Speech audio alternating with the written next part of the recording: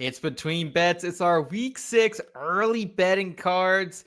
And let's first talk about how week 5 went for the lads. For myself, just 2-5 on my props this week.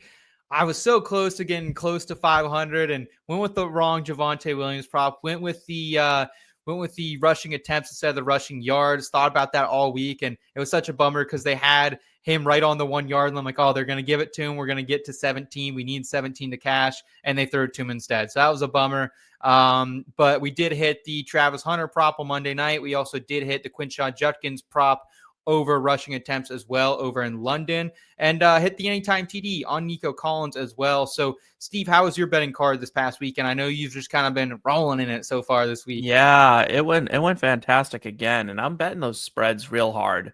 I'm sorry, not the spreads, the totals, over unders. And that's been going really well. I came up 3 yards from Brenton Strange from hitting a pretty big parlay in that Monday night game, so I'm pretty sad about that.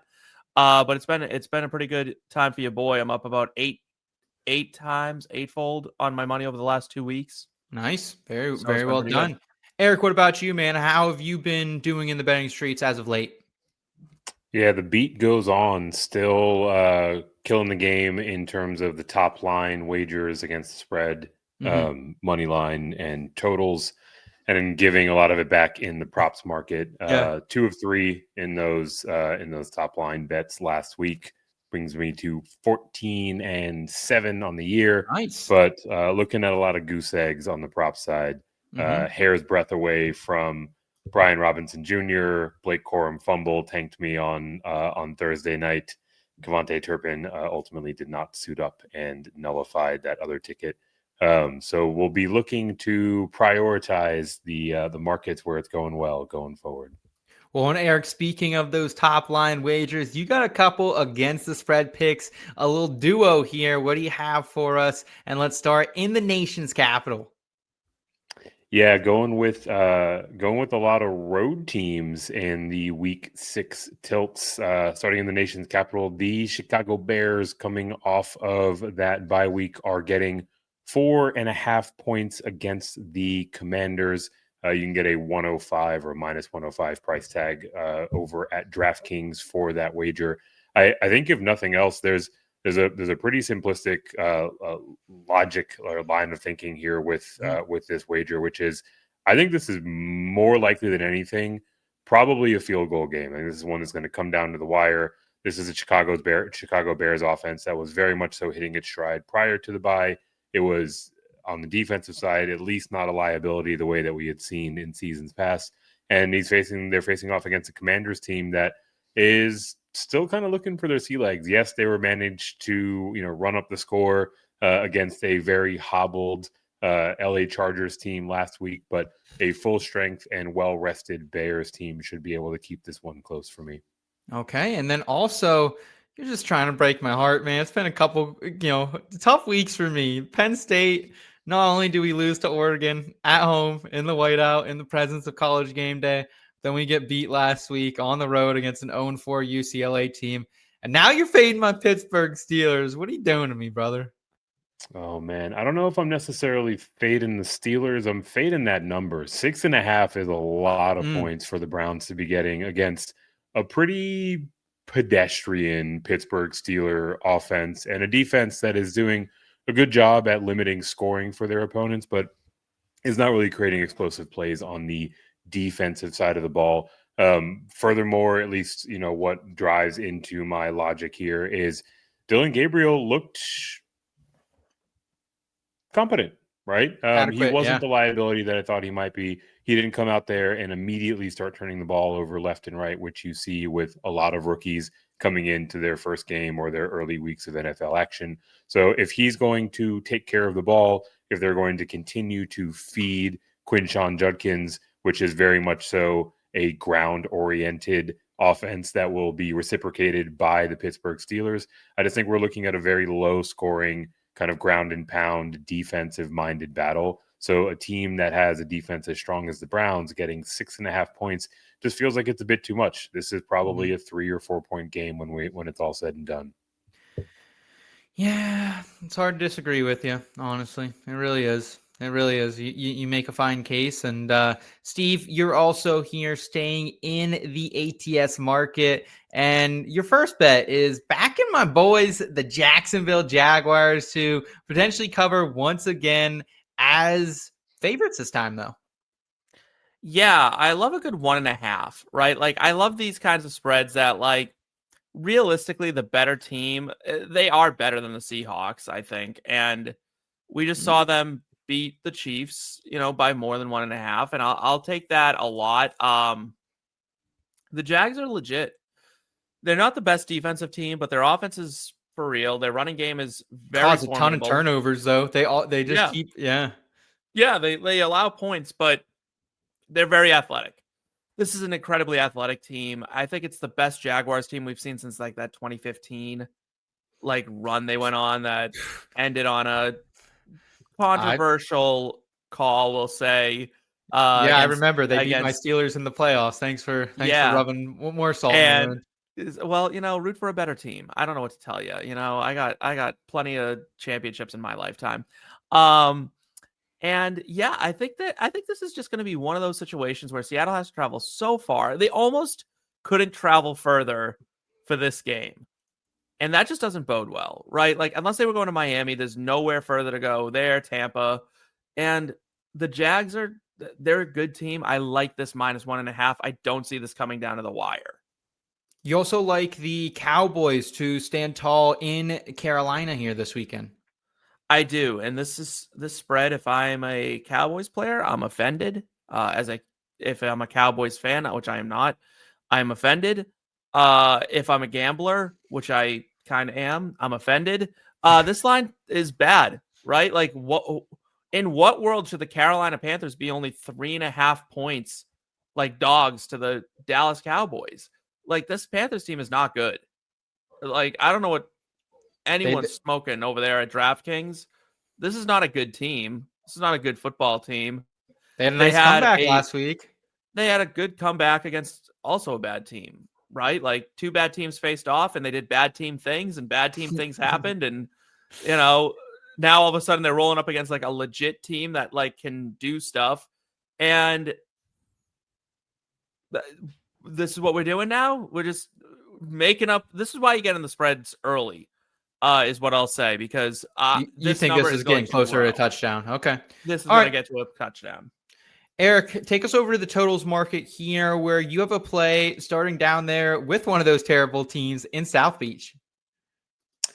Yeah, the LA Chargers are also making a lengthy journey across the country to face off against the Miami Dolphins. They are currently slated to score 43.5 points, according to ESPN Bet, and I like them to surpass that pretty handily.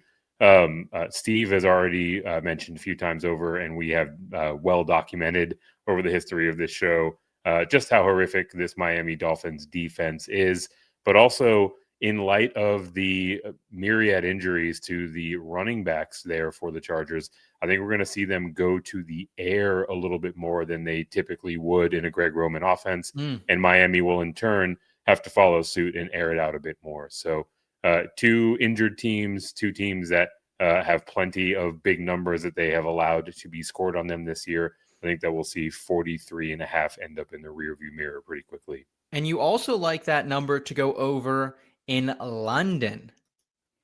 Yeah, exact same number, exact same price tag, -105 at ESPN Bet. And Steve also gave a bit of a hint on this one in particular as well. The Denver Broncos are at, quote unquote, the New York Jets there in London. And this is a game where the Broncos could very likely be up by multiple touchdowns by halftime, by the third quarter. And all of a sudden the Jets are playing comeback as they have become one to do in the 2025 season. So this is probably going to be one of the sweatier tickets that you have in your portfolio this week, because it's going to look like they're coming in under for probably the first 3.5 quarters of the game. And then as they do, Justin Fields and the Jets will become raging back in garbage time and at least keep this one competitive, or at least close enough to go over that 43.5 point line. Okay. And Steve, you're taking us to the Thursday night showcase, where it feels like just a slate of some really low totals, and you're once again taking an over here. Yeah. 40.5 is that's a shockingly low total. Like, if this is a 21-20 game, which is a very bad game, you win. Like, the Giants aren't a bad offense, and their defense can't guard a parked car. So, like, I don't see how this is going to happen. I don't know. I don't know sometimes with some of these things. But you know what? I've been, like I said, been doing well in the over-under world because I'm just betting these overs because I don't know. Defenses aren't able to do what they normally do. And like, yeah, we're not getting the big plays, but it feels like the scoring's up. And the Eagles have too many weapons to be stopped. The Giants, honestly, with Jackson Dart, they do put up points, and it seems like they can put up points in a hurry. The Eagles' defense isn't nearly as good as it was last season. I don't know if the loss of Josh Sweat and Darius Slay really kind of bottomed this team out or what, but like the cracks showed. Like, they blew that lead to Denver, like blew a huge lead, and it was rough. So I could see this going over by halftime. Yeah, it's super interesting because I do agree. I think 40.5 is too low a number, but the Giants and the Eagles have both been teams this year to play to that under, right? I mean, 4-1 to the Giants for the under, 2-3, or 3-2 to the under for the Eagles. So that's a tough one. That's a tough one. But maybe I would alt that down a little bit and maybe see if I can tease that with a boost. But yeah, I don't hate the mindset there, guys, on the overs. And Eric, take us to the money line market where you are just, again, you're going to go against Steve here for the Seattle Seahawks against the Jacksonville Jaguars. Yeah, second time this season where Steve and I see things differently on a Seahawks game. So far, I am 1-0 in those tilts, and I look to keep that going. Damn that kicker this week. So much so that I like Seattle as a slight underdog on the road. Plus 105 is the money line price tag that you can get for those Seahawks over at ESPN Bet as they face off against the Jacksonville Jaguars. There are a number of factors at play when I decide to file this ticket. None less than just the letdown nature of coming back to win against the Kansas City Chiefs on a short week. Now have to host a very capable Seattle Seahawks team that they potentially are overlooking, or that they are not nearly as rested as with the short week. But also the circumstance by which the Jaguars have made their way to this 4-1 record is incredibly fluky, right? They dump trucked the Carolina Panthers. Congratulations. Every other win that they've posted this season have had some sort of high variance outcome break in their direction. We talk about how they allow a lot of points, but they're creating a ton of turnovers. Turnovers, much like touchdowns, are subject to a lot of variance. There's not going to be a 99-yard pick six in every single game, right? Also, Trevor Lawrence's ability as a pass catcher. He's below average in EPA per dropback.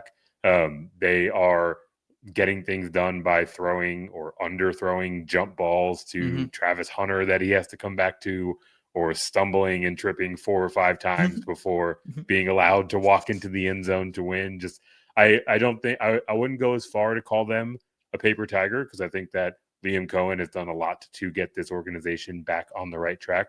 But I don't think they're nearly as strong as their 4-1 record might indicate.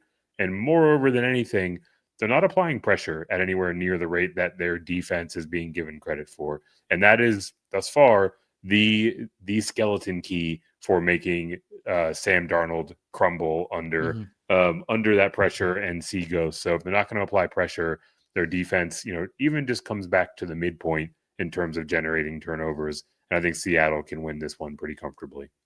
All right, and Steve, you have an upset special for us as well, plus 195 for the Tennessee Titans to keep things rolling after maybe the most improbable win I've ever seen in the National Football League this past Sunday against Arizona.